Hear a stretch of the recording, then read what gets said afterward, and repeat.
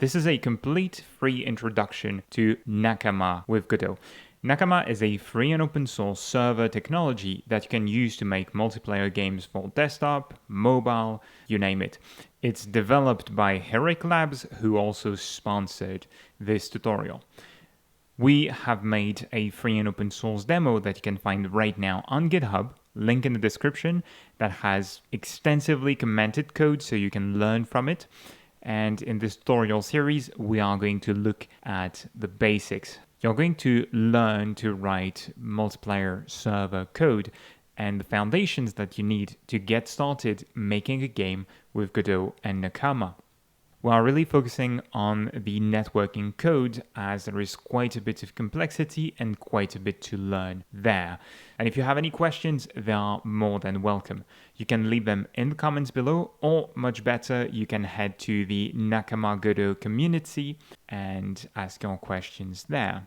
You can find the timecodes to this tutorial in the video description below and all the links that you will need to follow it. But with that, we can get started installing Nakama with Docker and creating our first Godot project with it. This tutorial is going to show you how to install Godot with Nakama to get started using it as soon as possible. We are not going to dive in the details of what is Docker, which we are going to use, and things like these. You have links in the description below to answer more questions. We're going to need two things to install Nakama and the Nakama Godot client. First is Docker. There's a link to this page in the description below. If you're on Windows or macOS, you can download Docker Desktop and install it like any program. It's going to install everything we need. If you are on Linux, I'm going to show you on Ubuntu how to install it. I'm going to use the command line here, and I'm going to say apt install, and we want docker.io followed by docker compose. I have them installed here already, so it's not going to install anything else, but you will need these two components to run your Nakama server. Once you have that installed, the next part is the Godot Nakama client. To use it, we have to download this add-on and place it in our Godot project. I'm gonna create a new Godot project, so I'll open the Godot game engine. New project, let's call it Nakama test, and I prepared a directory called Nakama tutorial.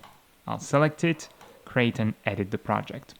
This is just so I set up my directory with some files down there.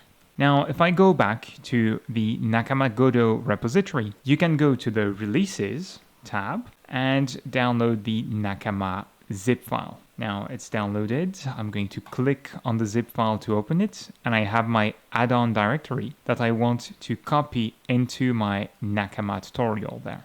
So I'll drag and drop it, and there you go. You have the Godot Nakama client in your project. It's almost ready to use. We still need to add nakama.gd as an autoload in Godot. So heading back to Godot, I'm going to go to Project, Project Settings, Autoload, and I want to go find the nakama.gd file. So I'll dive down to Add-ons, com.hericlabs.nakama, double-click nakama.gd, and add it. All right, so now in Godot, we've added an autoload to access the Nakama API from our scripts. That does not set up our server, it's just the client side. So now you can quit Godot. I'm going to head back to my project's root directory, and I'm going to fold all that into a subdirectory. I'll call it my Godot project, and create a new one called Nakama. This one is going to hold the configuration for the server, but also the code that you might want to run server side.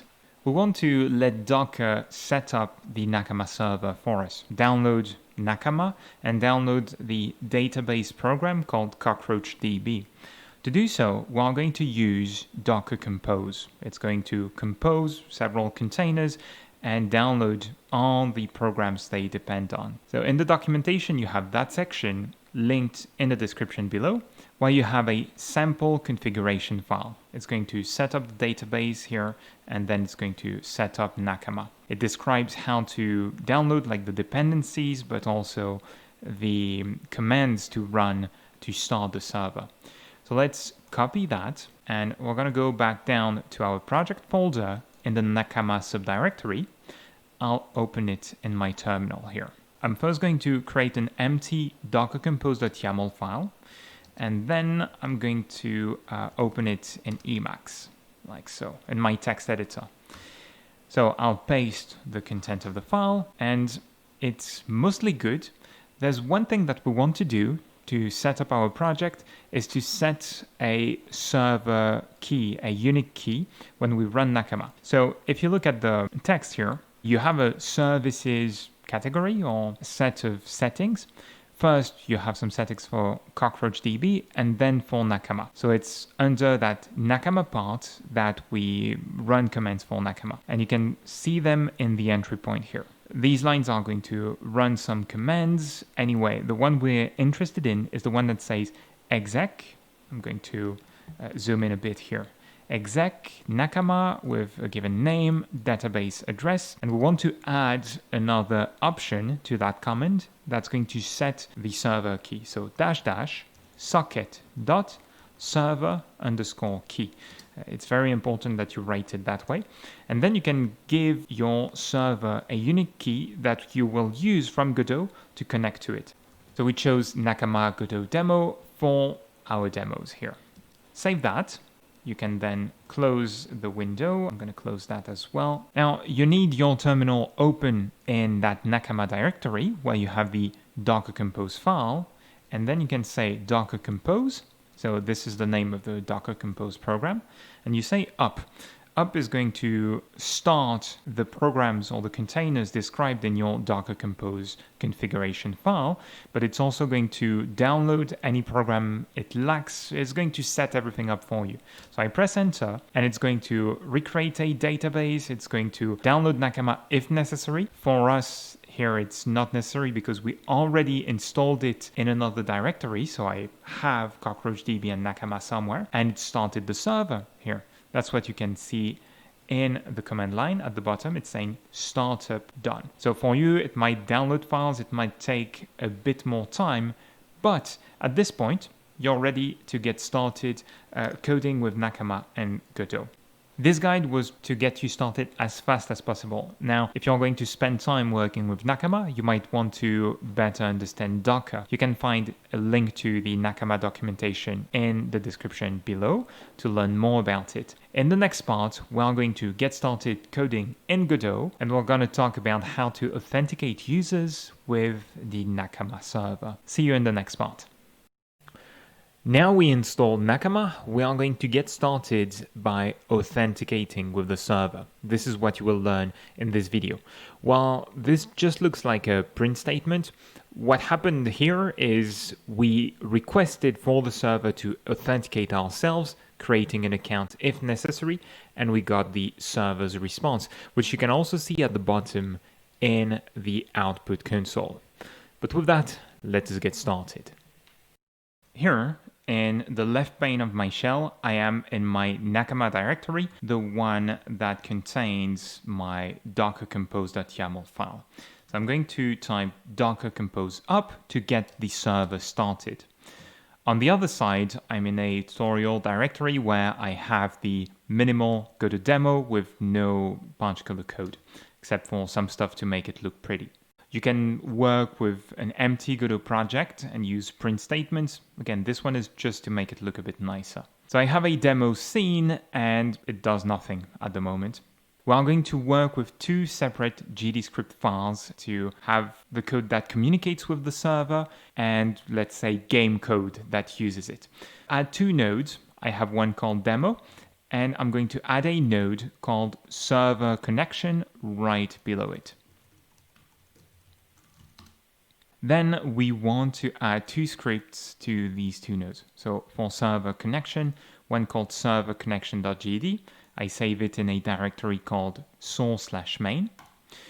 And for demo, same thing, a script called demo.gd. I'm going to remove the default comments in there so we can get started. We're going to start with the authentication. To authenticate to the server, you will need a few bits of information. So we're going to need the unique server key that we're going to store in a constant. We're going to need to create a client and to use the Nakama Client API to authenticate with the server. Let's start with the key constant.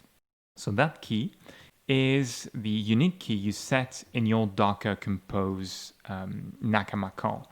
We've called it Nakama Godot Demo in our case. Then you're going to need a session object. We're going to store it in a variable. It's of type Nakama session. The session is going to store an authentication token that will allow the user to stay authenticated with the server. It's going to be returned by us when we ask the client to authenticate the user. The client is what we create next. So let's create a pseudo private variable, and we're going to ask Nakama to create a client for us. It's part of the Nakama class. You have a function called createClient. This function just takes your server key and it has some default parameters after that. We're going to specify them explicitly. So we need the IP address of the host. In that case, we're working over the local host. So 127.0.0.1 is going to be our IP address, allowing us to access the admin backend by entering that IP address in our browser. We're going to have the port over which we communicate with the server. The default port is 7350. It's an integer in that case. And finally, you have the protocol that you use to communicate. The default is HTTP. So you can remove these last three parameters and have client work exactly the same way. Anytime, if you want to read the source code for these functions, you can control-click over the create client function here, and it will take you to nakama.gd in this case. For the Nakama class, you don't have doc comments at this time, but for other classes, you will see that. But for other classes, you will find the code reference as comments inside the Nakama source code.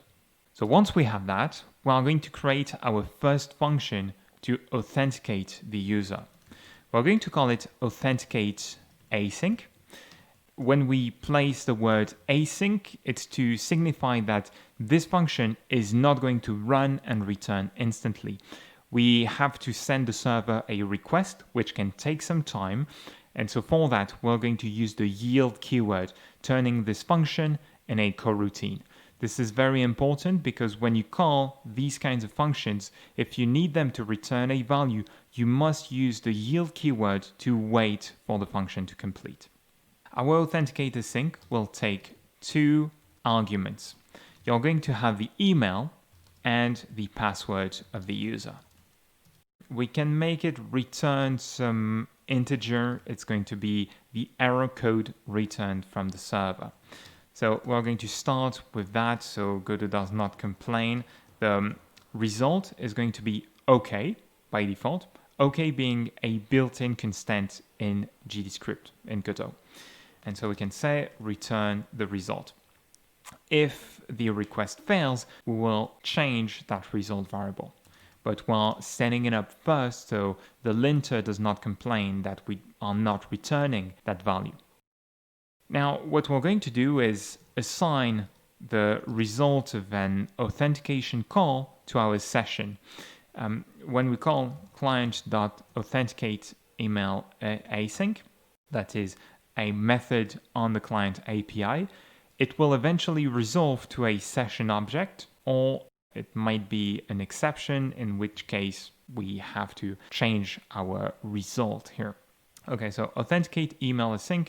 Again, you can control click to get to corresponding function in the script editor in Godot, and you will find all the parameters. It mainly takes the email and the password of the user. You can create an optional username for that user. So you could use that email, but you can let the player enter the username they would like for their account. Okay, let's say it's the email, or if you don't want any, you can pass null. And the next argument is whether or not you want to create an account, you want to register an account for the user. So if you're creating a login only, you can set this to false, and that way you will get an error if the user has not created an account first. If you want to automatically register with that email and password, you can set it to true. It's the default value. Now, if we try to call that asynchronous function like that, it's not going to work. So we need to use the yield keyword to create a coroutine and wait for this function to be completed. In case you don't have too much experience with coroutines in Godot, when you use the yield keyword calling a particular method, it's going to instantly return a GDScript function state object, which we can find in the docs. So GDScript function state here. That object has a completed signal that's going to be emitted when the function finally returns. So this is why we can yield on that function and wait for the completed signal to be emitted. Otherwise, you can also yield on an object and wait for that object to return a given signal. This is how you wait for an asynchronous function to return in Godot. Then, once it's completed, you will get the return value of that function instead of that GDScript function state object. If that authentication or server request worked, it's going to create our new session. It's going to return a Nakama session object. Otherwise, we can check if we got an exception, an error. Here's how we're going to do it. We're going to store a new session in an object. And we're going to say we want it to be a Nakama session. Then we want to check if the new session, this object created by Nakama, is an exception. So you have a method defined on the results returned by the Nakama API called isException. You can use it to check if you are getting an error. If the new session is not an exception, we can assign it to our session variable. We got a Nakama session object. Otherwise, though, we want to return the correct error code. So we can say result is equal to new session dot get exception dot status code. And this is going to give us an integer that corresponds to one of the error constants in Godot. If you want to find them, you have to go to global scope, I guess. Is it there? Yes. If you search for error in the global scope reference, you will find the constants that represent various types of errors. And with that, we can authenticate a user, store an auth token, and keep them authenticated during the game session. I'm going to rename my session variable here to _session to make it pseudo-private, to indicate to my teammates that I don't want them to modify that variable. We don't want it to be accessible from outside that server connection script. I'm also going to close the other tab, Nakama client here, and then we can start using that authenticate async method. So in our demo, we're going to create an onReady variable to get our server connection node. Here, it's going to be equal to getNode server connection. Then in the ready function, so we want to authenticate a user. We're going to create two variables, email, it's going to be test@test.com, and a password. So my password, I set it to password. I think by default on Nakama you have to have 8 characters for the password. That's the default configuration. Then we can do some debug print. So that's how I recommend doing it if you started with an empty project. In my case, I have a debug panel here to put labels onto the screen. So I'm going to create an other onReady variable, debug panel. I'm going to get that debug panel node. And my debug panel has a method called writeMessage to write a message to the screen. I'm going to call that writeMessage. We're going to start by saying we're authenticating user and we're going to pass in the email here. Then we call our server connections authenticate async method. So we're going to store the result from that function call and we have to use the yield keyword to wait for that call to resolve. Server connection dot authenticate async. We need to pass in the email and the password here and wait for the function to emit the completed signal, or the GDScript function state object to emit that signal, right? So if the result is okay, then we can write to the debug panel, or you can use print debug instead to write to the console. I'm going to write authenticated the user successfully. So I'm going to use a string template with modulo s and replace it with the email value. Otherwise, we can duplicate that line, and I'm going to say we could not authenticate the user here with that email. We can now try the game, ensure that the server is running, of course, otherwise you'll get an error, and press F5. You'll see while authenticating the user, we authenticated it successfully. So there is a small delay when you communicate with the server, even though it's local. So you'll see that it takes a fraction of a second. It's really fast to make these calls, but they are still asynchronous, even if they seem to happen instantly. You can stop the server, so press Ctrl-C in your command to ask it to stop. And if you press F5, then you will see we could not authenticate the user. So in this demo, we don't have more information, but you can use then the error code to see why that happened. This could be because the account was not created. This can be because the server is offline, so you could not establish a connection. Note that when there's an exception, the Nakama objects will also return an error message as a string. So we're going to move that to a function. I'm going to create a function called request authentication. I'm actually going to move the email and password in there as well. Whoops. I need to move the two of you at the top of the function. It's going to be a void function. And then in ready, we can call that function. I'm doing that because we're going to have quite a few steps in this tutorial in the operations we do with the server. So we're going to keep the ready function clean so we can sequence all these calls. Okay, now we can move on to the complete game to see how we made the login form and register form work. In this part, we are going to see how we implemented the authentication in context in the demo that you can find on GitHub. You can find it in the Godot directory in the Nakama Godot Demo repository linked in the video description. Let's just talk about how it works first. The user enters their credentials. You verify that the email address has the right form. So you press enter or you log in. The server isn't running, so it's not going to work there. But you send a request to the server to authenticate the user. I won't talk about the UI too much. The only notable thing is that the UI does not communicate with the server. It only emits signal, and another script, in that case main menu, is the one sending requests to the server. So when you press enter or click the login button, the UI says, okay, there's a login requested, or the login button was pressed, and the user entered this email address and this password. The main menu receives it in an on login and register login pressed function that you can see here on the screen.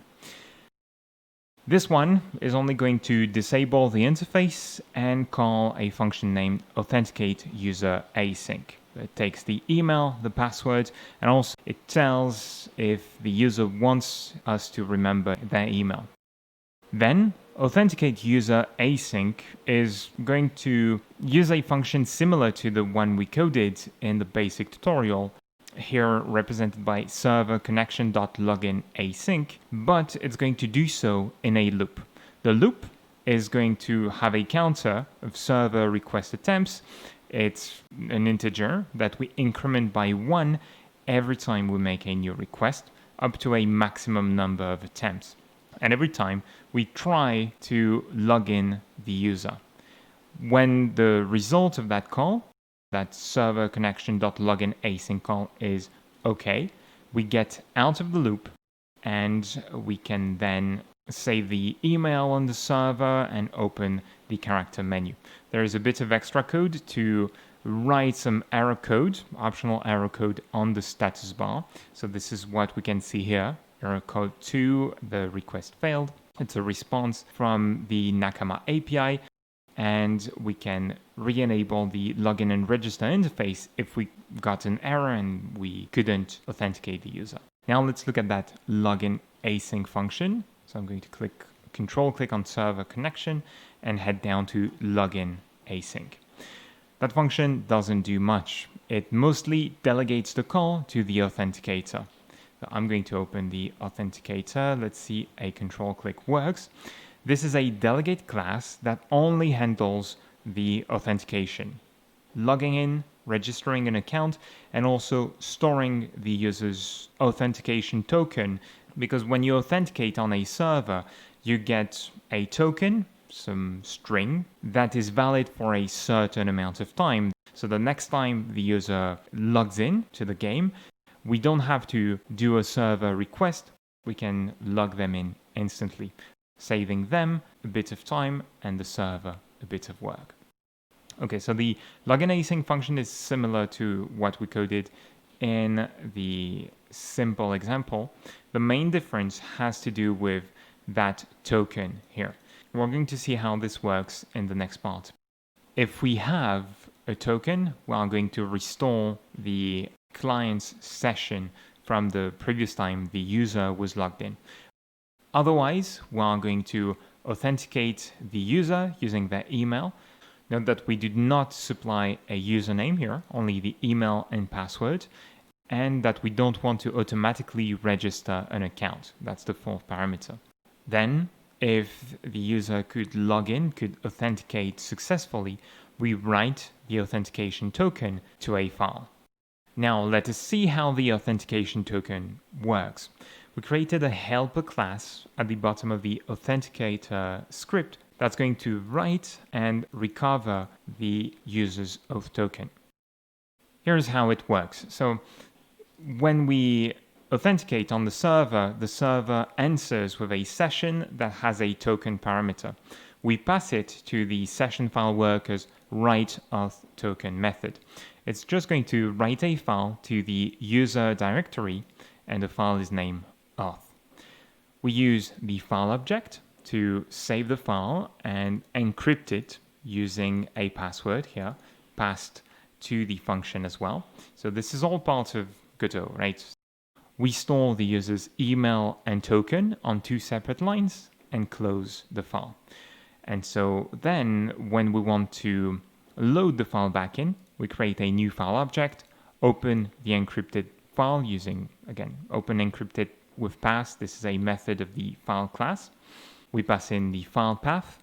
We want to read the file, so the file.read constant, and the password to decrypt the file.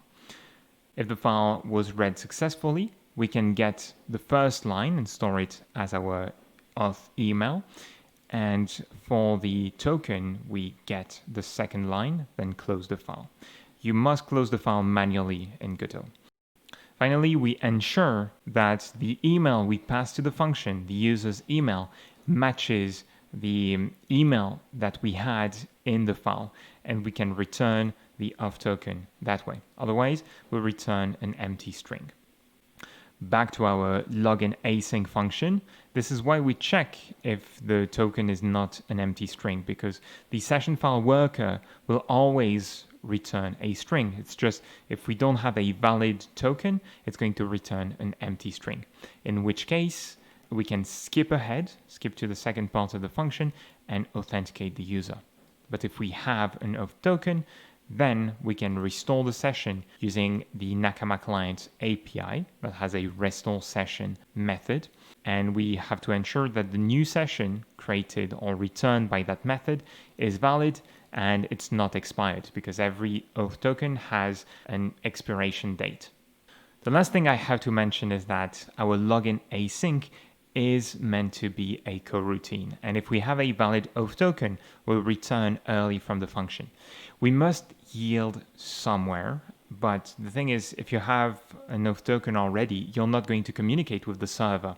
You're going to restore the previous session object using the client API.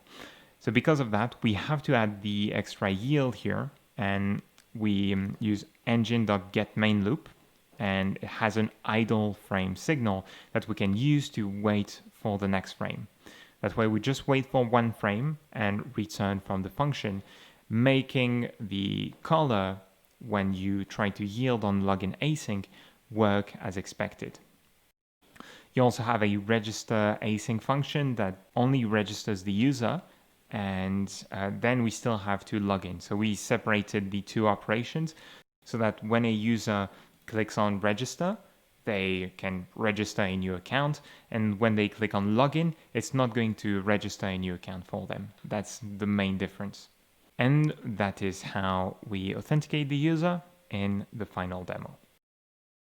In this lesson, we are going to connect to the server. That is to say, to establish a two-way communication channel between the client, the player's machine, and your web server. This builds upon the authentication from the previous video. Let's get started.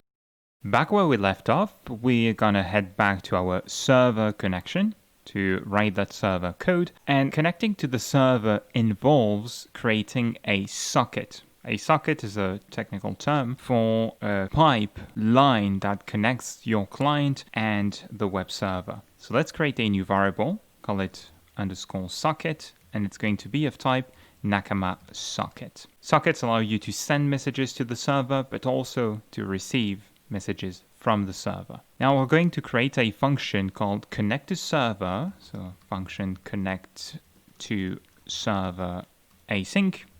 As always, it's going to be an asynchronous process. We're going to return from the start error can't connect. These error codes are all part of Godot. They are built-in constants. Now, the thing we're going to do here is ask the Nakama API to create a socket first. To do so, we can use our client. So the Nakama class has a create socket from method to which you can pass your client, and it will return a Nakama socket object. The Nakama socket has an API that allows you to send messages or requests to the server, like one to connect. To connect to the server, we're going to use the socket API. So now we have our socket object. This is not asynchronous, by the way. The object gets created instantly. We can call methods on it. Connect async is one of them, and it's the method that allows you to connect to the server. This one takes our session object as an argument. It's asynchronous, so we have to yield over it. I'm going to add some parentheses around that, use the yield keyword, and wait for the function call to be completed. Then we're going to store the result from that call again. So we're going to create a result variable. It's going to be of type Nakama async result, and it's going to store the resulting object there. From that object, we can check that our socket did connect to the server successfully. So we can say, if not result.isException, Nakama async result has this method here. We can return OK. We could connect to the server successfully. Now, we can do a bit more than that from the socket, and this is where it gets interesting. So you will be able to use the socket API. I'll click on connect async to jump to the source code where you have all the code documentation. So you have lots of methods like add a matchmaker, create a match, etc. to create a match between players. Well, all sorts of things you want to do in your game, but you also have lots of signals, as you can see at the top of the Nakama socket class. You will get, for example, a signal telling you when a socket was closed. Imagine that it was closed by the server closing the connection. Then you can free your socket to ensure that you won't call methods on it. You also have some messages you can receive from the server telling you that other players are connected, like received channel presence. This is for the chat. You also have received match presence telling you that another player joined or left a match, a game you are part of. Anyway, let's go back to server connection. we're going to connect to one of these. Let's say socket.connect. We're going to use the simplest one here, closed. So the connection was closed by the server. We're going to connect to that node and create a new method for the callback called on Nakama socket close. This one's somewhat important. If the connection was closed, you don't want to use that socket object anymore, because if you try to call something over it, it's not going to work. So you can create that callback function on Nakama socket closed, and you can set the socket variable to null. Doing so will free the Nakama socket object. And the reason is, I'm going to go back to Nakama socket and to the top of the file, that the node extends reference.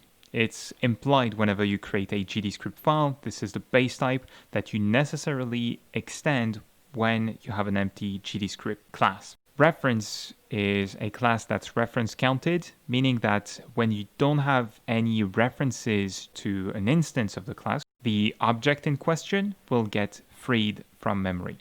So setting our socket to null, if nothing is referencing it, is going to free our socket from memory. Now we're done with the technical lingo, we can go back to our demo code. So through the scene, I'm going to click on the script icon next to demo, and we're going to call our connect to server async function.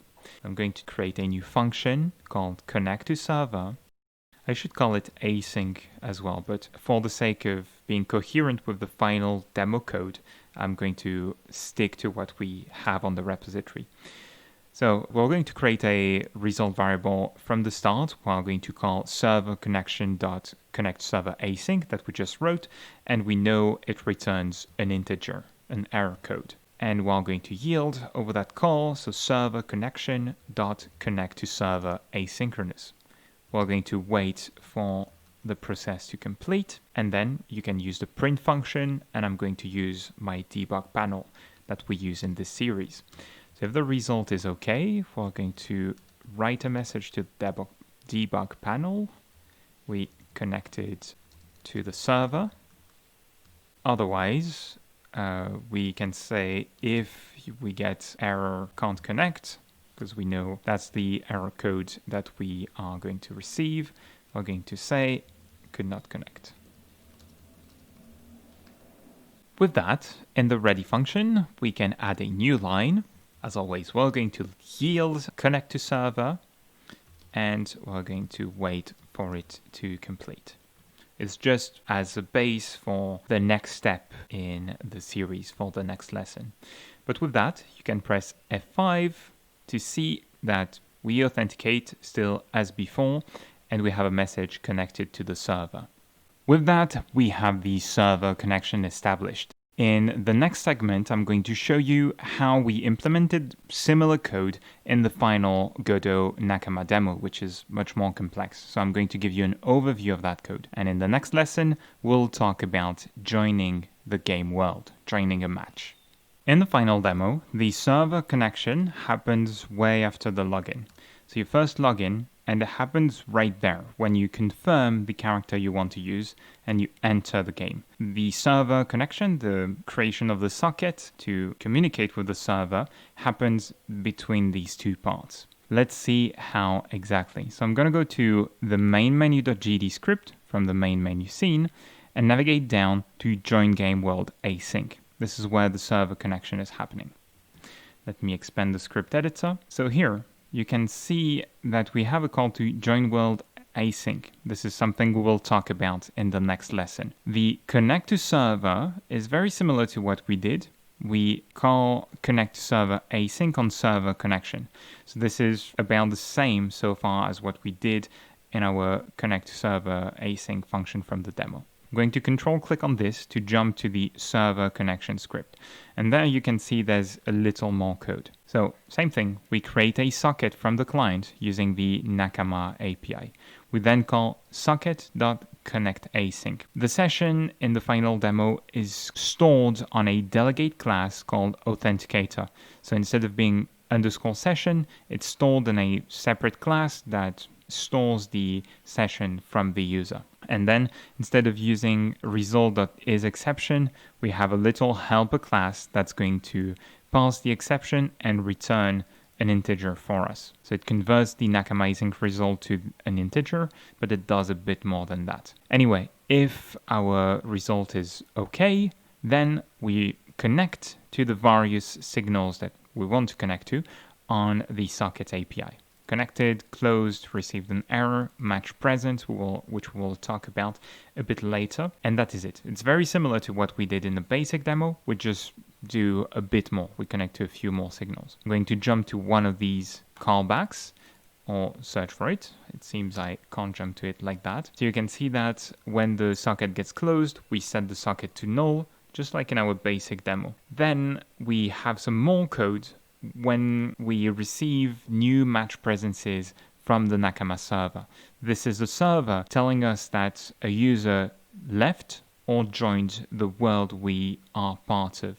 So if you're on a game level, if you're in a first-person shooter match, if you're in a PvP battle in some mobile game, this callback and the received match presence signal from the Nakama socket API will allow you to spawn and remove players from an ongoing game.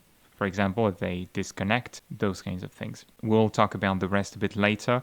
This big function here is the one that handles the changes in the game state when you are playing with other players in real time. But that's about it. It's all to say that you have main menu dot join game world async that has that connection to server, and then in server connection you have the on Nakama socket callbacks that listen to the server, that get messages from the server and do things based on that. But with that, let's head to the next lesson to talk about that matchmaking. See you there. Building upon the previous lesson, we're going to see how to join a game world and have multiple players be able to join the same world. This is going through the matchmaking system and what's called authoritative multiplayer part of Nakama. To do so, we're going to write some server code using the Lua programming language. When many players are interacting in the same match or the same game, you want the server, or at least the host, to double check everything that everyone is doing to prevent any cheating from happening. So that's the role of that code here. It's going to run a game loop on the server. In our case, it's going to run 10 times per second. We'll see that in detail in a moment. And that code is going to check and validate what every player is doing.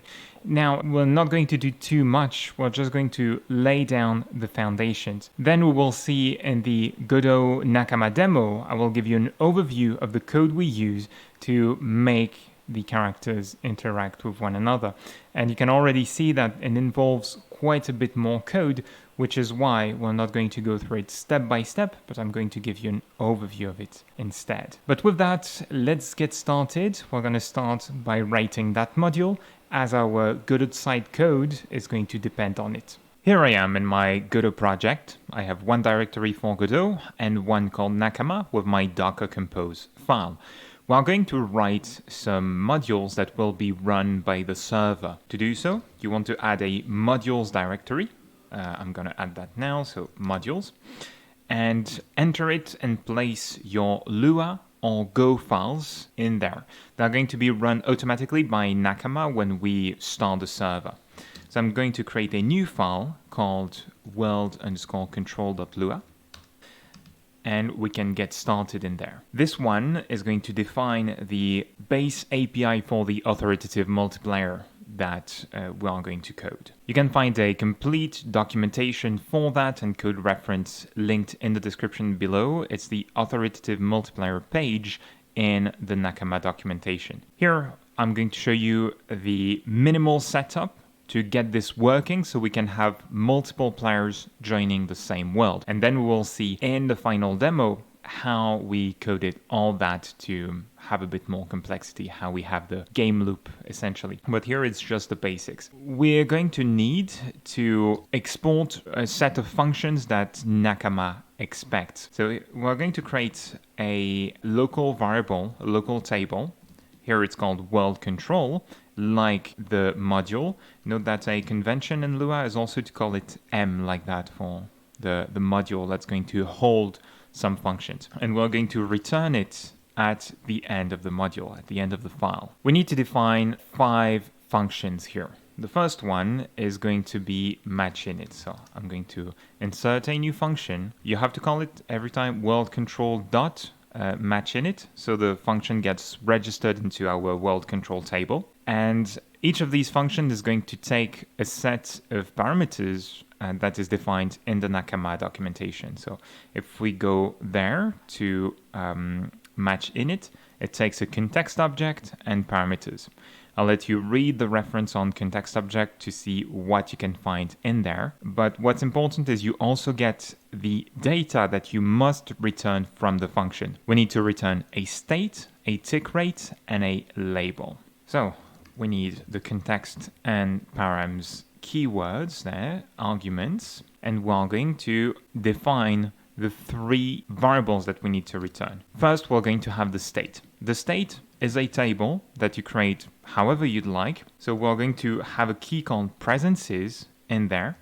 And in Lua, you have to use the equal sign to assign values to a key. Similar to Godot, actually, you can use the same syntax. This state, we're going to pass from function to function in the match loops, and we're going to update ourselves however we want. So we want the presences here to keep track of how many players and who is connected to the match. Then we want the tick rate. This is the frame rate on your server, the frame rate of that match. How many times per second the Nakama server is going to run a function that we'll define in a moment called match loop. So in that case, 10 times per second. The higher the tick rate, the more resource intensive the game becomes, but also the more responsive it can be for the players. Depends on their connection, their ping, but this can help have more reactive physics, etc. And finally, the label is the title of the match that the players could use. For example, if you had a server search interface or match search interface where players can look for a specific match with their friends or something like that, you could list these labels in the client in Godot. Anyway, we're going to call it game world. It will be the only world we're going to have here. We're not going to create multiple, and so we're going to return our parameters. So to return a list of parameters, I guess it returns as a table as well. Seems everything is based around tables in Lua. We can just use commas like in Python. So we return the state, the tick rate, and the label. All right, that's our match init. Then we have to add a few functions related to joining and leaving the match. So we have 3 of them. I'm going to create a function template, and we're going to add world control dot. Let's start with match join attempt. So someone tries to join the match. This one takes 5 parameters: context, dispatcher, tick, state, 6, sorry, presence, and metadata. The context is the same context object as for matchInit. The dispatcher is an object that allows you to broadcast messages to other clients, for example. So it's an object that has some methods to spread data, send messages, things like these. Like, for example, you could say this player has joined. The tick is an integer that represents the current frame of the match. So if you want to send that to the player, for example, if you have some game world simulation in real time, you can send the tick number so the game can simulate the state up until there, and you don't have to send all the data through the server. State is our state variable. Presence is going to be this player that's trying to join, so a given client. And well, metadata can be any kind of metadata. From this function, we have to return the state object that we can update if we'd like to. And we have to return true or false if we accept or reject the player's connection. So our default return path will return the non-modified state and true, the player could join. And then we want to have a check to see if the player has already logged in and tried to join the match. We can say if state.presences presence.user ID. So each presence that we get from Nakama is going to have a few parameters, and one of them is the unique ID of the user. So we can say if it's not equal to nil, so if this key exists in our table, note that the not in Lua uses that tilde symbol. We can say then. We're going to return state false. So we return the state object. Then we refuse the user's connection. And we can pass an extra error message there. So we can say the user is already logged in. And we end the block with the end keyword. All right, I'm going to copy that function for the match join function. So I'm duplicating the same function. I'm just going to rename it to match join. Match join takes slightly different parameters. So the first 4 are the same, but you don't have the metadata. And instead of one presence, you're going to have a list or a table of presences. And we can remove the code that we have in there. The match join function tells you that multiple players joined the match. And it might batch them, for example, if you quickly have many players joining it. So you might have 3-4 new players that join the world, in which case we can use that information to update our state table. So we're going to use the ipairs function to get key item pairs from our presences here. So we're just going to use the value, but we don't need the key, and we're going to take the presence in ipairs presences. This is a function that gives us item pairs. We are going to do state.presences. We're going to add new keys using the presence object's user ID, or presence table, should I say. And we're going to assign the presence to it. So we loop over these new presences, the persons who joined the match that went through match join attempt. And for each of them, we're going to use the user ID, that's a unique ID, as a key, and keep track of the corresponding presence. That way, when people leave, we can free that from the presences dictionary.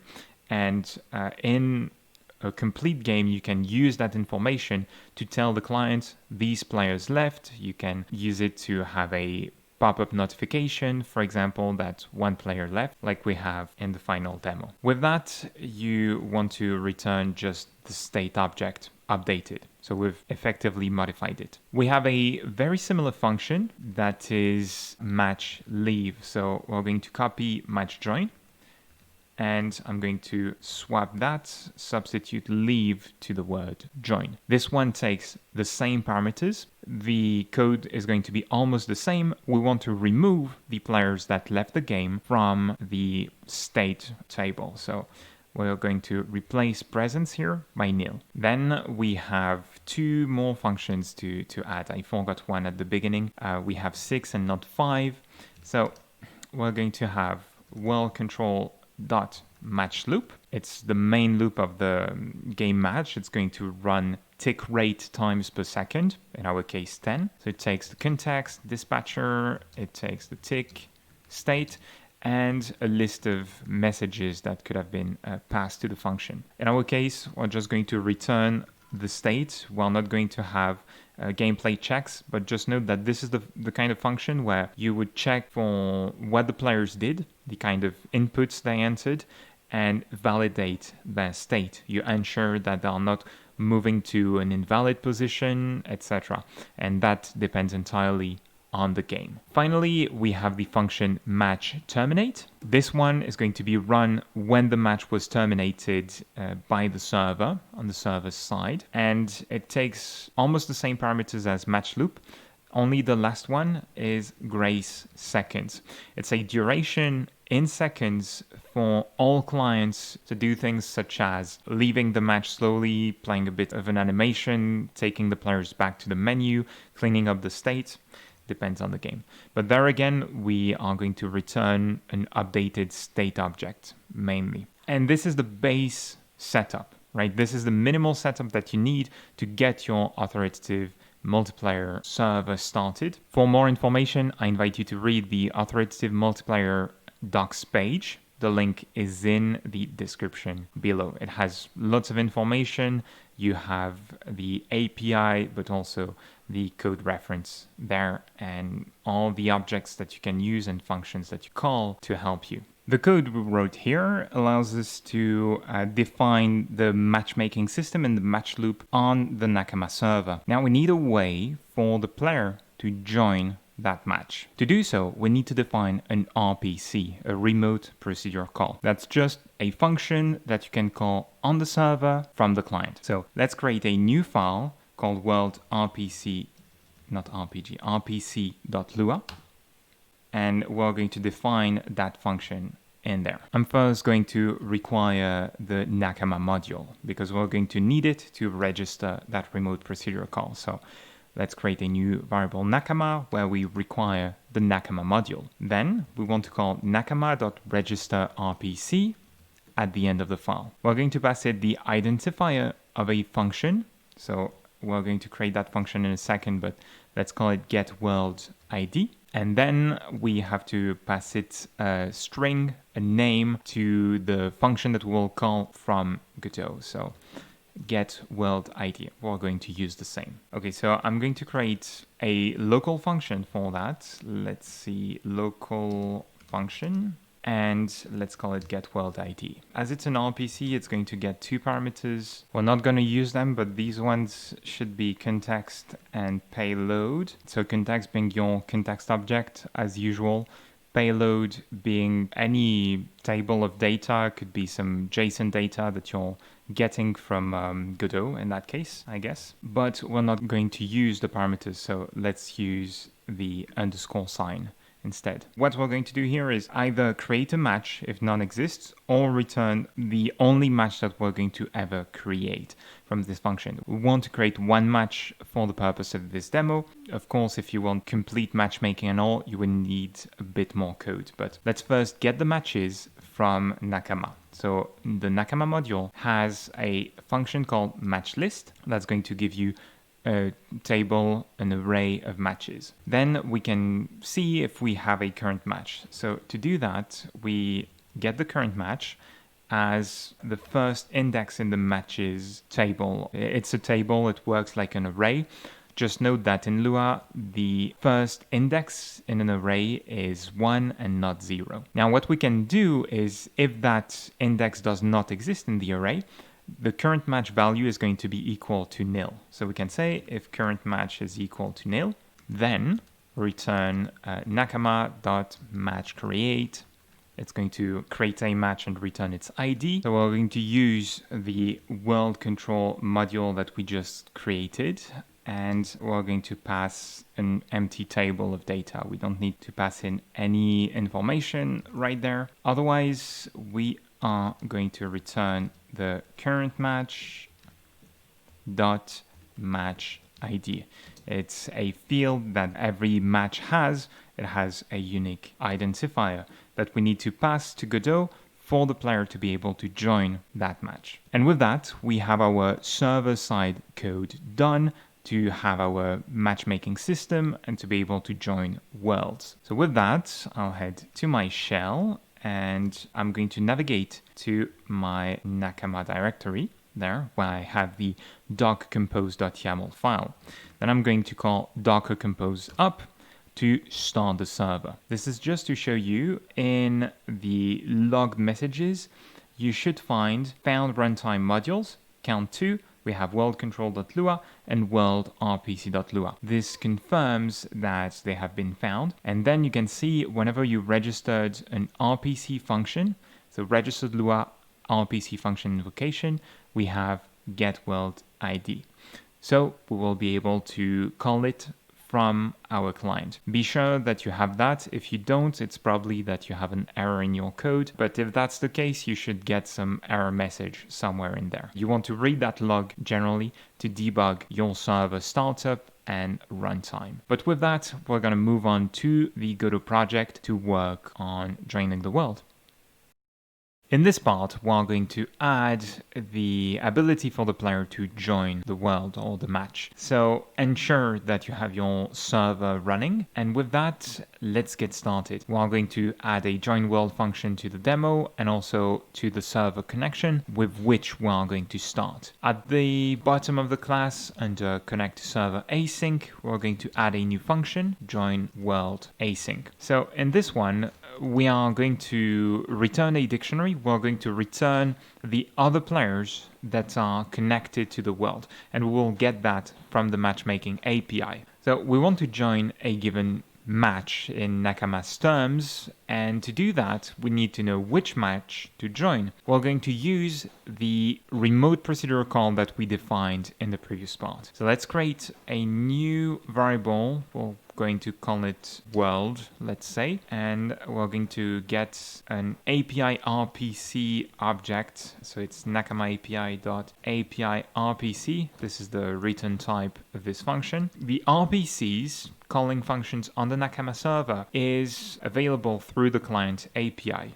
The client being the variable we created a few parts before. So we're going to call client.rpc async, and you want to give it your session object as well as the name of the function that you want to call. So it's going to be get world ID.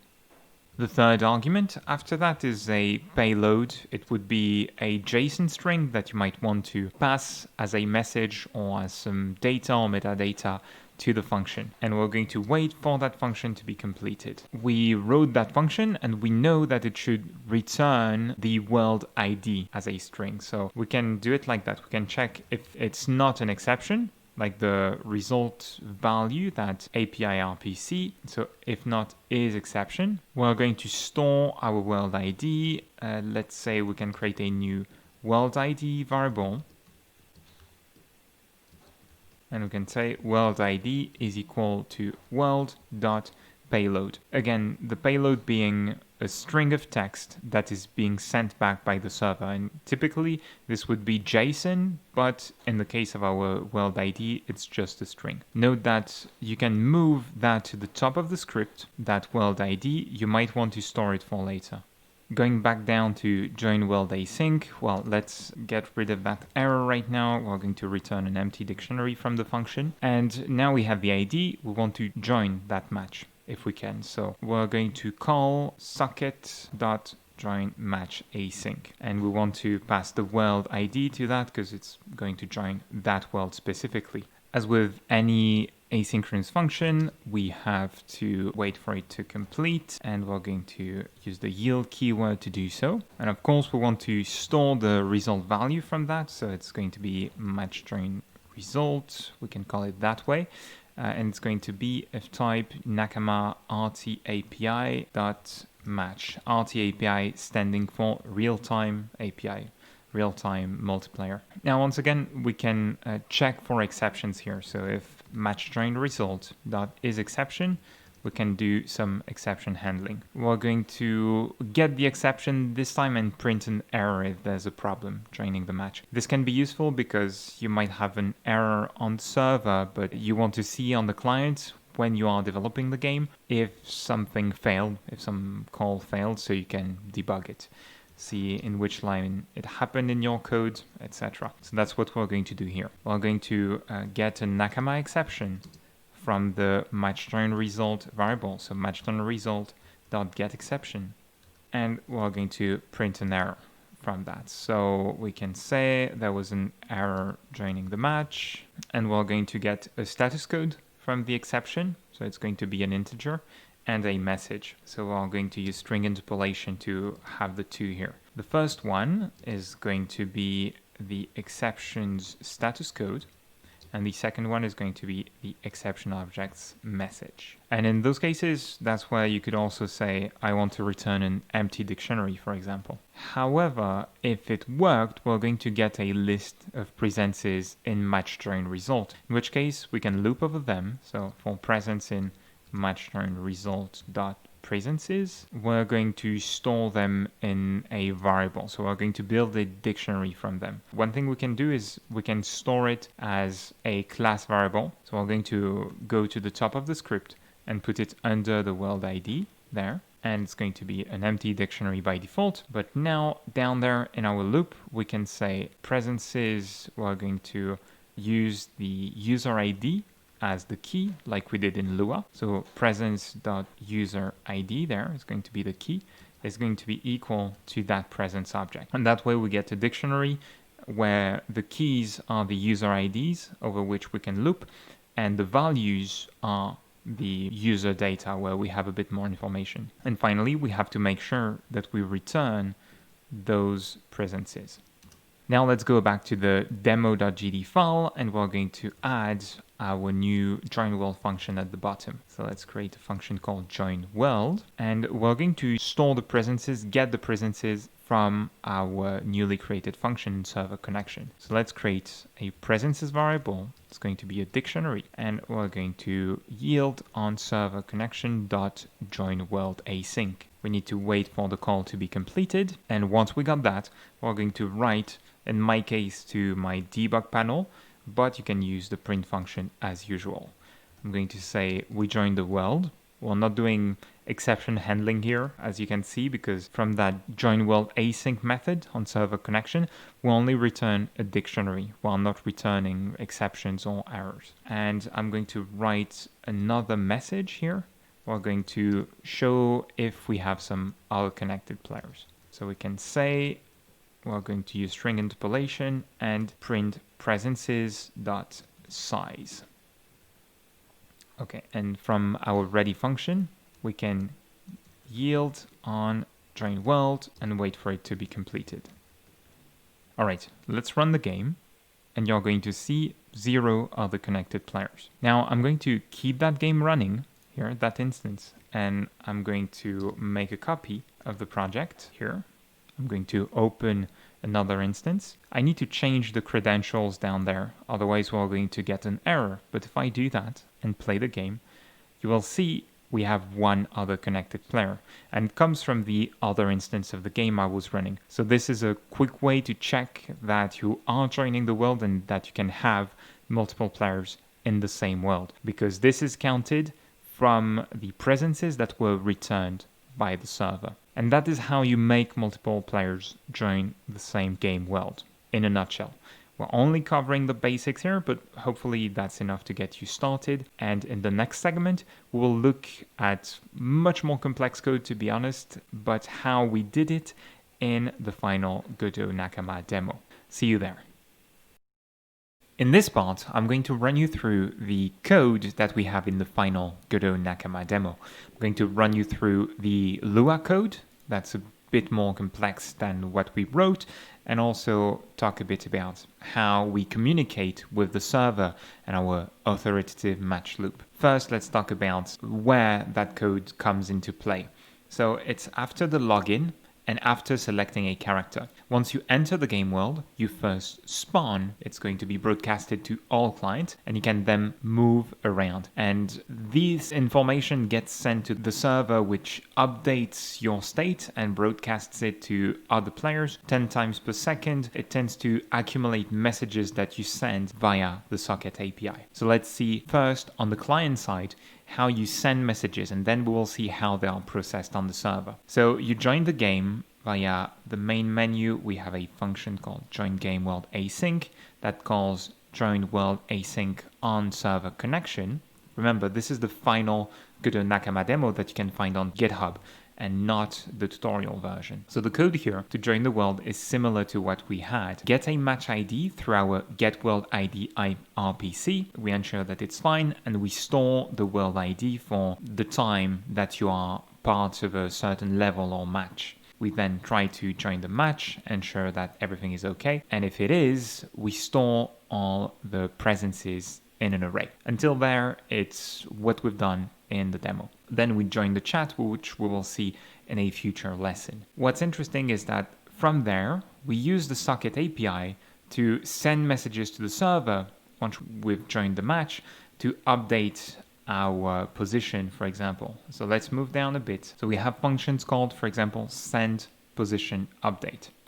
We ensure that the socket object is valid, so we have an active connection. We create a dictionary that we convert to JSON, right? So we call that the payload. It's the message that you send to the server. And then on the socket API, you have send match state async. This allows you to send to a given match. That's why we have to store our world ID. Then we send an operation code. This is an integer that represents specific command or bit of information you want to get on the server. So we'll see that we have the same enum here on the client, but also on the server in a second. And then you pass your message. And this is what you get on the server through the message. Let me see. World_control.matchLoop.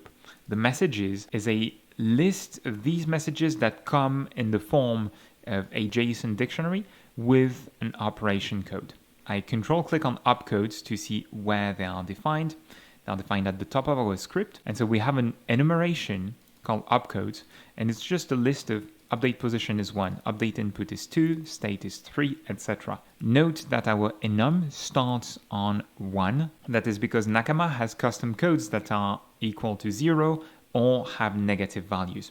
You can use all positive values above 1. And so now if I go back to my server code, world_control.lua, at the top we have an array that defines the opcodes as well. So we say update position is 1, update input is 2, update state is 3, etc. Now, these opcodes map to functions. So we've decided to have a variable called commands, and commands for each of these opcodes is going to map to a function. For example, updating the position is going to look at the positions in our state. Again, state being the matches state that you pass from function to function that we wrote in the previous part. And so we update it if it exists for a given user ID. In other words, opcodes map to functions or operations that you want to do on the server that entirely depend on your game, which is why we haven't written specific ones. They also add quite a bit of complexity to the teaching part. Now, let's look at the specific of our world control authoritative matchmaking loop. We have these opcodes that each of them is essentially going to update some data in our state field there. We have the same functions like world_control.matchInit, world_control.matchJoinAttempt, matchJoin, etc. that we wrote in the previous lesson. We just have a bit more data. So when we initialize the match, we not only have the presences, but we have a table of inputs, of positions, of jumps, etc. For each of them, we're going to store a player's ID and the corresponding inputs, position, jump state, colors, etc. Match join attempt is about the same. What's important is match join. I wanted to touch on that because when a player joins a match, in the state dictionary, in the state table, we initialize some values. The player's presence, positions, the inputs, colors, and names. And we feed it with dummy values. We just initialize some variables if you want, except these are key value pairs in a table. And we do that because when you join the match, you haven't spawned in the game world, and say, depending on your team, you might spawn in different places, or you might have entered the map through a different entrance. So at this point in match join, it's like a constructor in a sense. We initialize some data to ensure that all the keys we want to access later exist. In match leave, we then clean that data. You can see that we set everything back to nil. We remove the key value pairs. And it's in match loop that we check for the opcodes. If you want, the messages is going to be a table or an array of messages which we loop over, and for each of them we look at the opcode and we decode the JSON that came, the payload that we sent. For example, in what I showed you, I have to go back to send position update, where we send the update position opcode and the corresponding JSON payload, that information, the user ID and their position. So once we have that, we ensure that we have an existing command that corresponds to that opcode, and we check the opcode. So we do a switch case statement, if you want, with ifs and elifs. If the opcode is spawn, then we spawn the player. So we set the spawn position and we send the information through the dispatcher. We broadcast a message. This is sending that information to one or more clients. And we say here where you spawned. It's the server that says where you spawned. Spawn position here being a constant in our game. It's not something dynamic. It's at the top of the script. Go back to the top and you can see we have some hard-coded values, the spawn position, spawn height, and the width of our level here. Because it's a demo, because it's limited in complexity. But there you go. If the opcode is update color in the loop, we send your new color to all the other connected players, etc. This is how it works in a nutshell. And you can see the use of the dispatcher argument with its broadcast message function, which allows you to forward a piece of information that one client sends. So I've moved there, I've changed my color, and then the dispatcher sends it to the other players. And you have an example of match terminate that might be interesting as well. When we terminate the match, we save the information about the players. It could be anything. You could decide that you save analytics of the player, how many persons they've killed, if they won or lost, their MMR, if you want to have a competitive multiplayer game, those sorts of things. And you can write them to the storage, which will be the topic of the next lesson. Let's talk about World RPC really briefly. So let me go there. You will see more functions that are related to adding and registering and removing character names from the server. So this is stored. This prevents players from picking a name for their character that is already taken by another. But besides that, getWorldID is the same kind of function we wrote in the minimal demo. We just have a pseudo private function that kind of encapsulates the getting the first world, because later you might want to allow players to choose the world, but if it's their first match, you might want to send them to the tutorial area or something like that. So you can have a few functions for that, and get first world is just like we did it in the demo. With that, this is a quick overview of that part of the code. I will leave some links below to the corresponding files that include code comments, and if you have questions, they are welcome. Please ask them in the comments below. With that, in the next part, we will look at storage. See you there. When you are working on an online game, you want to write data to the server. The player has had that many victories, their name is this or that, and they use that class.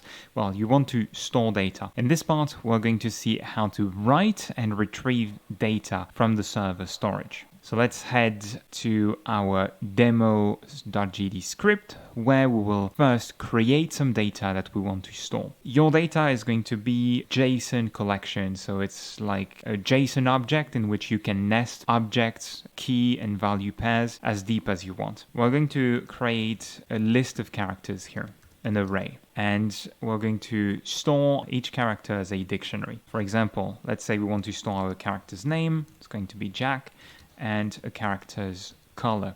That's what we do in the complete Godot Nakama demo. So we're going to create Godot color object, and the color class has a method called toHTML that returns the color as a hexadecimal string. And we're going to say we want it without alpha. Add a comma, duplicate the line, and we're going to store another character called Lisa, let's say, and her color is going to be red. With that, we have some data that we want to store on the server. So that's where we have to head to server-connection.gd, and around the bottom, we are going to create a new method for that. Let's create a new function called writeCharactersAsync. This is just an example of writing and retrieving data. The point is that you can really store anything you want, any Godot dictionary or data that you can convert to JSON. So we're going to say you have to pass a list of characters. By default, it's going to be empty, so it would wipe the characters array. And we have to call a function on the client API. So let's go with Nakama client. Our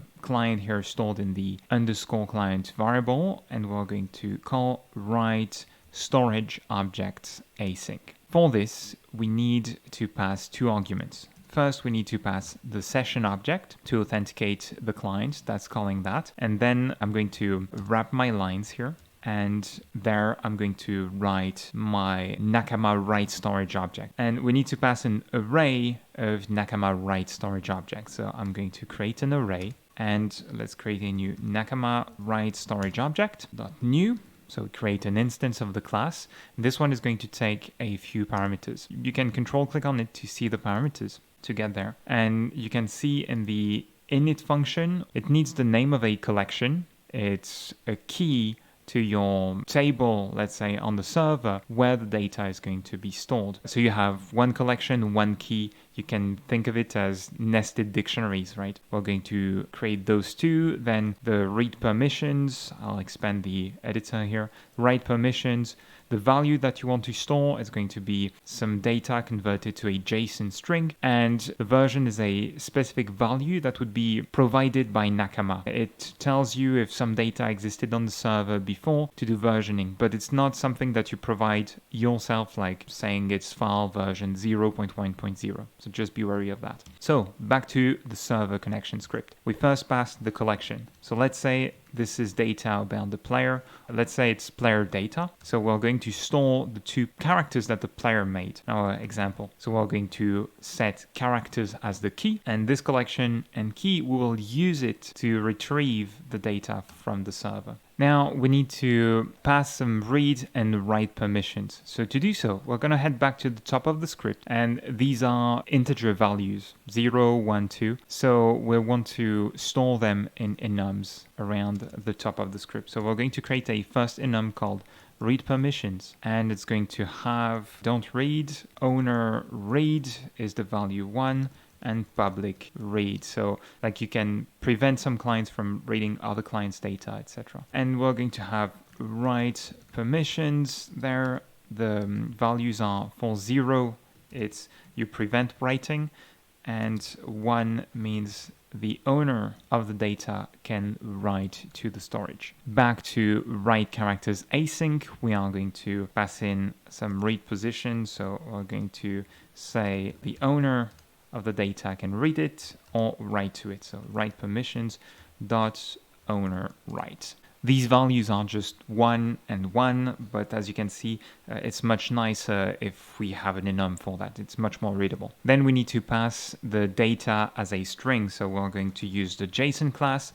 JSON.print is going to convert some Godot data into a dictionary. And we're going to create a dictionary like that. We're going to say characters is equal to, so the characters key here is going to be equal to characters here, the array. So characters. And finally, we still have to pass the last argument. We're going to pass an empty string, so we don't have any version that we pass to the object. Now with that, we are going to wrap that call and turn it into a coroutine. So use the yield keyword at the start, and at the bottom, we're going to wait for the call to complete. And that's all we need for this function. Now we're going to write a function to get that data back. So let's create a new function. I'll call it getCharactersAsync.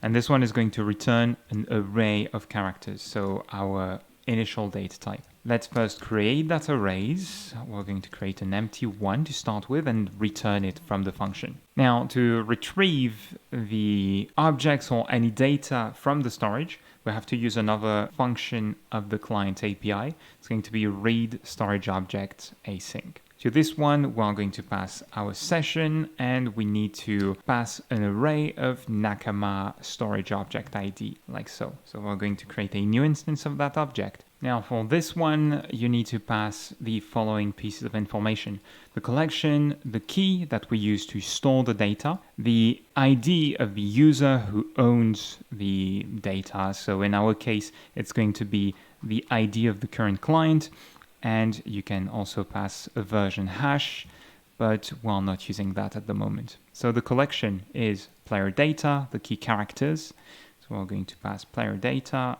The second argument is going to be characters. And the ID of the user is held on the session object, the Nakama session.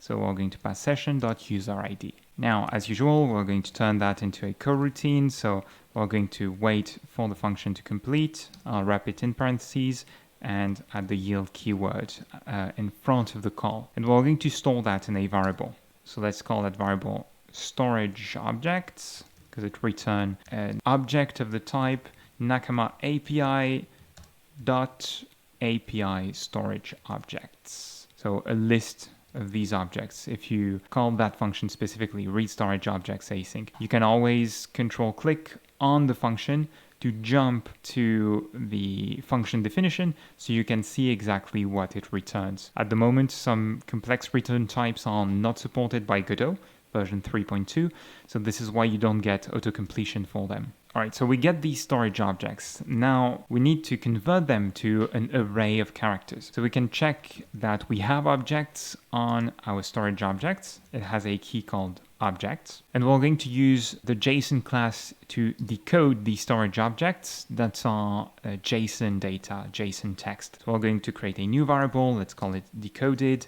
We expect an array of characters. This is what we were supposed to store. So we're going to call JSON.parse. Now we know that we only have one object.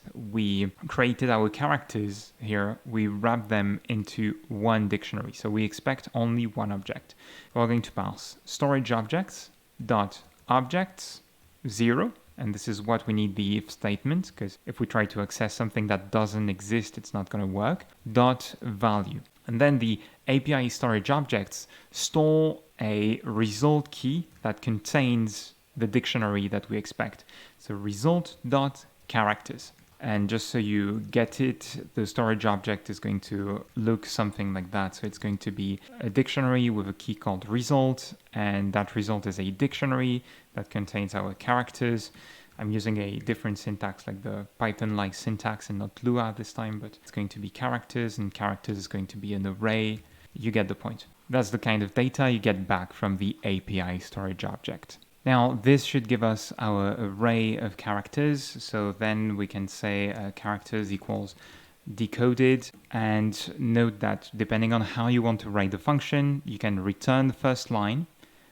If we get to the end of the function, we return an empty array, like so. And if we have storage objects, we can return decoded, our variable. And with that, we can write data on the server and retrieve it. So to do so, we're going to save our code and head to the demo.gd file. Here, we need to call write characters async on our server connection node. So let's write the yield keyword, server connection dot write characters async. We're going to write our arrays of characters, wait for the function to complete, and then we're going to retrieve the data from the server. That's the whole point of the exercise and of the example. So we can say characters data is going to be equal to yield server connection dot get characters async, and we'll wait for that to complete as well. From which you could say print the character data. You would see that we retrieve it. We're going to write it to the debug panel. So what I'm going to do is create some text string to write one label to the debug panel. Let's call it string. It's going to be an empty string, and I'm going to loop over the characters.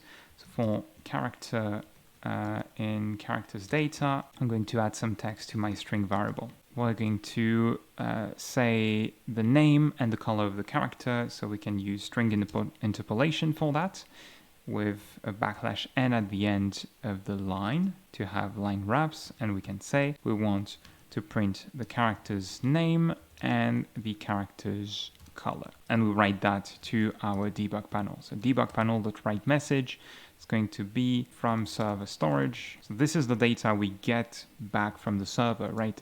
Well, not printing it directly, and I can put a \n maybe here and plus string. Now it's time to test it. My server is running, and I press F5. We'll see from the server storage we get Jack and the color, Lisa and the color. So once you have that data, you can then load it back to create characters in the game, which is what we do in the final demo. But that's the gist of server storage. It's really all you do. The data you're going to store on the server is entirely up to you and depends on your game. But that is at least the basics of it. In this part, we're going to see how to join a chat and make multiple users communicate together on the same chat channel. So I'm going to send some message on one side, and you will see that another user with different name will reply on the other side. So we have two different instances of Godot running the demo at the moment. We're not going to see how to design that chat box here. Instead, we're going to focus on the server-side code. Once again, this is following our series on getting started with Godot and Nakama. You'll find a link to the previous parts in the description below. And with that, let's get started. In the previous part, we worked on the server storage, and so we were outputting information to the debug panel. I'm now going to hide it because we are going to work with the chat box. So in the File System tab, head to the source UI directory, and you'll find a chatbox.tscn file. Drag and drop it under the canvas layer. You'll see it appear in the middle of the screen. I'm not going to detail how it works here, just know that it mostly has a function called add reply, and this one is going to add one of these lines here with the player's name or the username and some placeholder text in that case.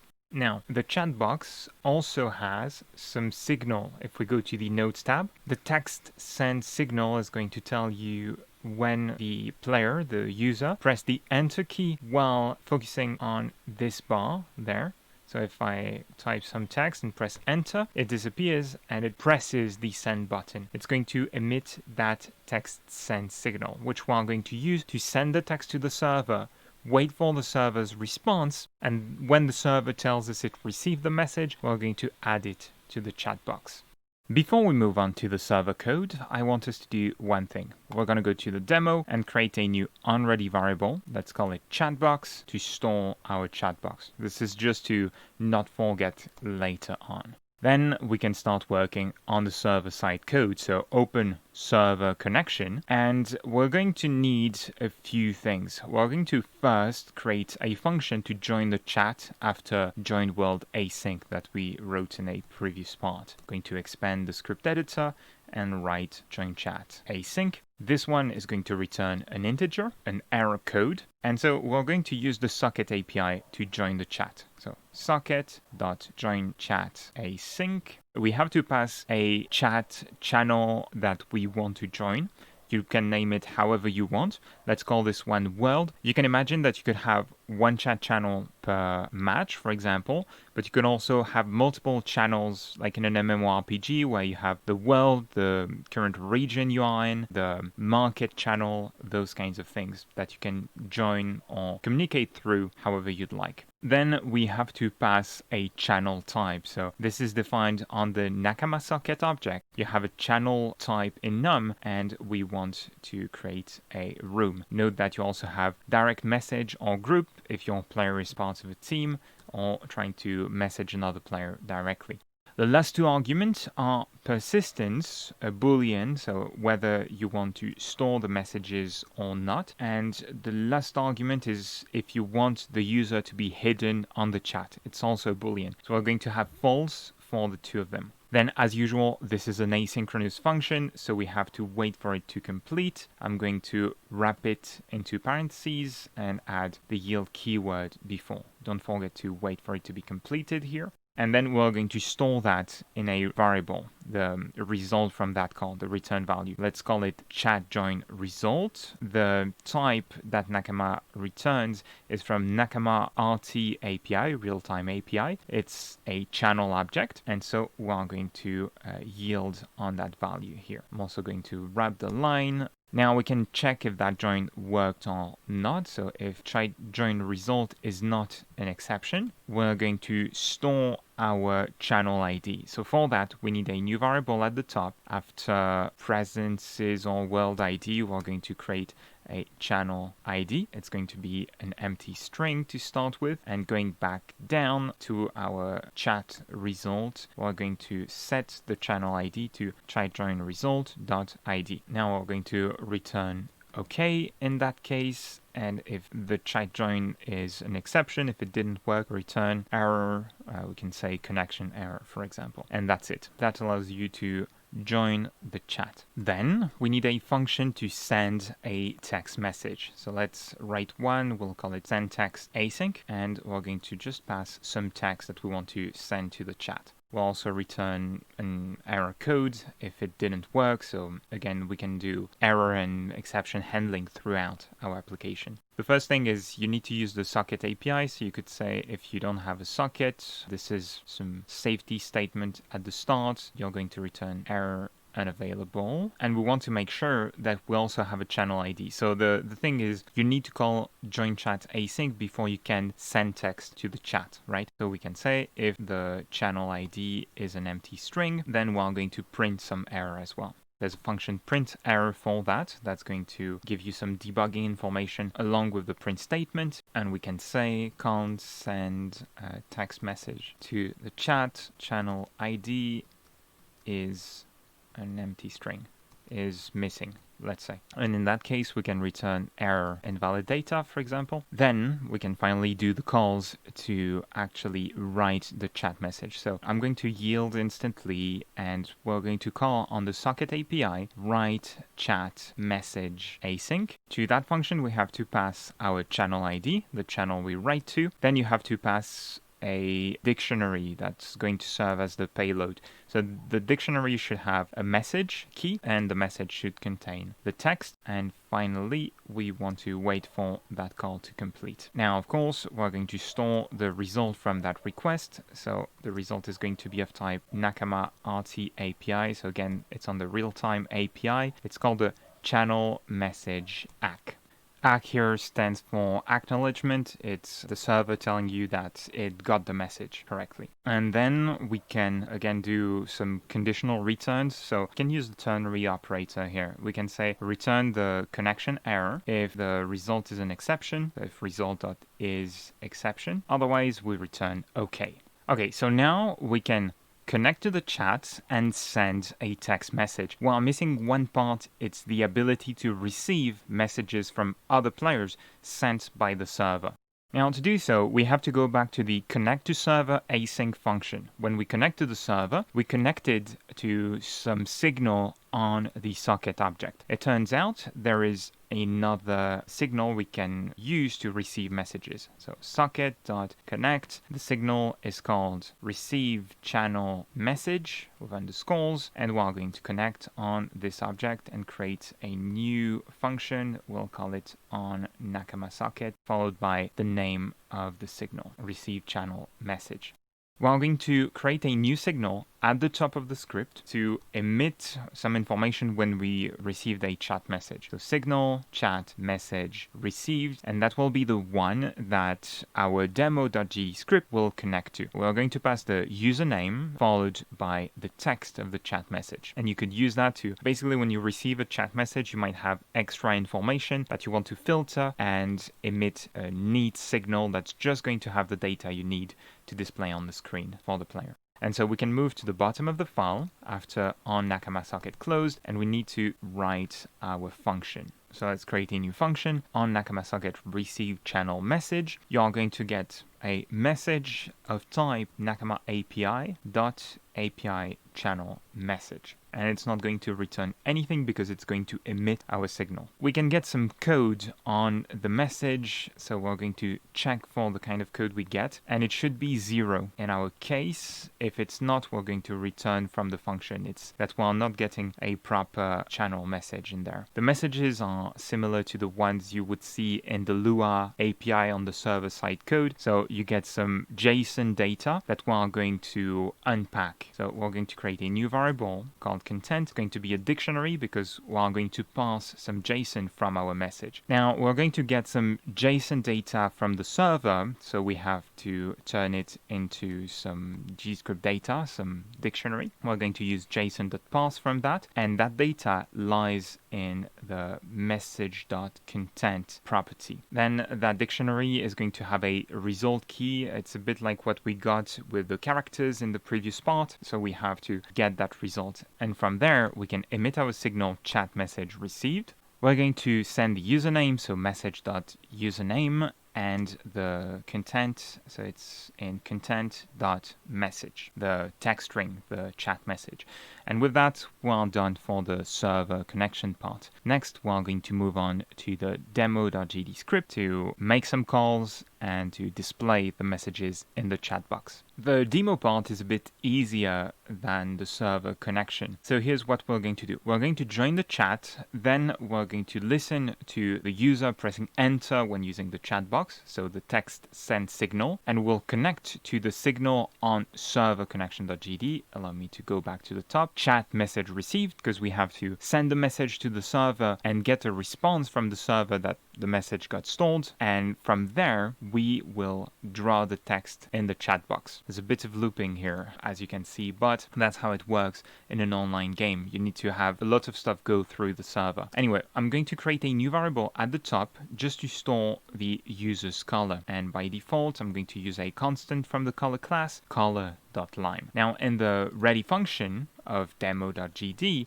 we have to join the chat. So we're going to yield on server connection.joinChat async, wait for the call to complete, and voila, you've joined the chat there. What we have to do next is do some signal connections. So back to the scene, we're going to click on chat box, head to the Node tab and double click on text sent. Note that for testing purposes, you don't have to have that signal. You can call server connection.send text async directly and bypass that part. That's if you didn't use the demo. Anyway, I'm going to double click on text sent and connect that to my demo.gd script. At the bottom of the file here, I'm going to yield and call server connection dot send text async, and I'm going to send my text there and wait for this to complete. Now we need to connect the signal we created on server connection, chat message received, so click on server connection, and in the Node tab double click on chat message received to connect it to demo.gd. And here we're going to add a reply to the chat box. You could use a print statement instead. I'm going to do chatbox.add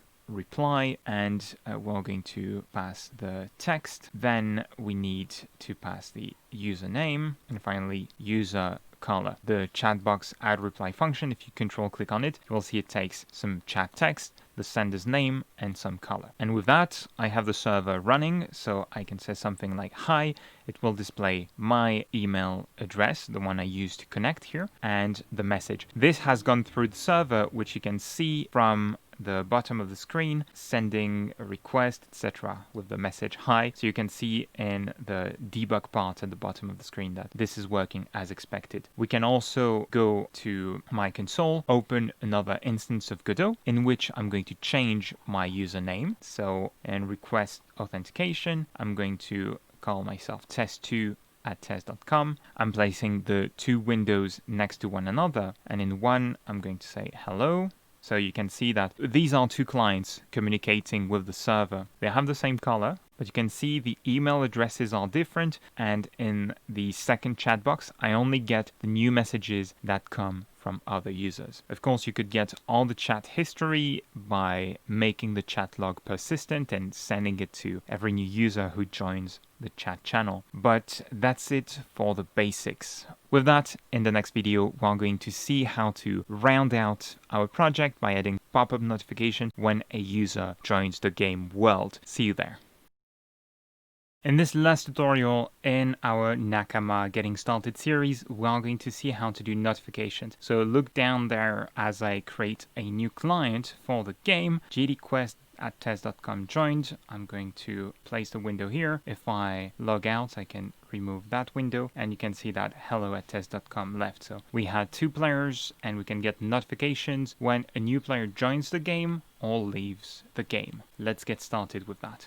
Alright, to get started, we are going to add the notification list from the demo that you can find in the source UI components directory. You can also use print statements as usual. You do not need to use that demo scene, but if you want to have the nice pop-up notifications, you'll need that. This little scene defines an add notification method that you can call to add a pop-up notification. With that, I'm just going to add it as an onReady variable in my demo.gd scene, which I like to do first, notification list, and cache the node that way, the path to the node. And with that, we can start working on server connection.gd. I'm going to close the other tabs. So here, we're going to define two signals, just like chat message received, that will emit when the user joins or leaves the match. So signal user joined we're going to pass in the username, and we're going to have a signal user left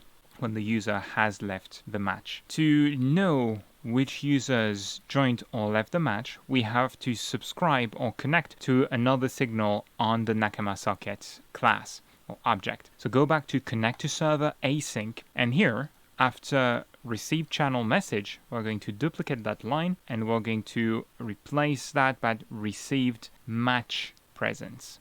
This is going to give us a list of the people who left and joined the match since the last server frame, let's say. Okay, so we're going to create a new callback method on Nakama socket received match presence as a callback for that, and let's go to the bottom of the file to create that callback function. This function is going to get presences from Nakama, a bit like the one we got in Lua when we were defining the match interface. The type of the new presences object is Nakama RT API dot match presence event, and this function is not going to return anything, it's just going to emit signals. Now, this new presences object has two properties, leaves and joins, and we can loop over these arrays of people who joined and left to emit the signal some user left, some user joined. For user in new presences dot leaves, we're going to do two things. We're going to emit our signal, but first, remember, if I go back to the top of the script, we had a dictionary of presences in our server connection.gd class. We want to update that whenever users join or leave. So you can do it like so. Presences.erase when someone leaves and you want to pass the key. We're storing the user IDs. So we take user.user. Every one of these presences has the user ID, the username, and a bit more information. You can print the array if you want to see that or use the debugger. Then we're going to emit the signal that a user left, and we're going to send the user's username. We have to do the same thing for users who join. So for user in new presences.joins, we're going to add the corresponding key pair value to the presences dictionary. So user.user ID is equal to that user, and we emit the signal user joined, and we're going to pass the user's username. And that is it for the server connection part. Now let's head back to the demo.gd script where we're going to do a few things. So one thing we want to do is to go to the request authentication function where we stored the email and the password. We didn't really store it, we hard-coded it, to be honest. And we're going to move them up so just that we can check that we only show notifications when someone else joins or leaves the world and not when we or this client does so. So we're going to add the variables at the top of the file, and note that you might well want to store that on server connection, kind of encapsulate that. For this demo, that's how it is for now. So we have these two properties at the top, and then we need to connect to the two new signals of server connection. Click on server connection to select it, head to the node tab, and we're going to connect user joined to our demo node, and go back to server connection, connect user left to your demo node. The functions should be added at the bottom of the file. You could just print the username like that user joined, and in our case we're going to use the notification list dot add notification, and this one takes three parameters. We have to pass the username, we have to pass some color, so we could say user color that we defined in the previous video, and the third parameter is optional. If you control click on add notification, it is the user disconnected, or did the user disconnect or leave. So we're not going to use it when the user joined, but you can press Ctrl D to duplicate that line and move it down to the user left signal callback, where we're going to add the third parameter and set it to true. We want to show that the user left the game. We're going to check if the email is equal to the username that we get from the function, then we will return from it. And the username, I should specify that this is a text string. I realize that we haven't specified the types of the parameters in our callback functions. Normally, you shouldn't see when you left the notification because in our case, it's when we quit the game, but in a complete game, you might want to have the same kind of safety. Only emit the signal or display the notification if another user left the game. Or maybe you want to still emit the user left signal normally and let the game code handle it. Maybe you want to have some special UI or message when you, the player, the current client, leaves a given game. Now, to test that, we have to open 2 different instances of the game with different credentials. So I'm going to run the first instance here on the left, and I have another instance of the editor of the project open. I'm going to open demo.gd, change the username or email to something else, and run the game and move it down. So now look at what happens when I quit the first window and I maximize the window. We can see a pop-up that the other user left. Everything's working, and that brings us to the end of this Getting Started with Nakama series. To go further, I invite you to check out the Nakama Godot Demo repository that has lots of code comments and also a complete demo that's more complex than what we saw in the tutorial, where you can just learn more and go further. So in this one, you will see some players, you have the chat, the ability to change colors, create characters, etc. It's all free software. And with that, I want to thank you kindly for watching. Be creative, have fun. Let's see one another in the next one. Bye-bye.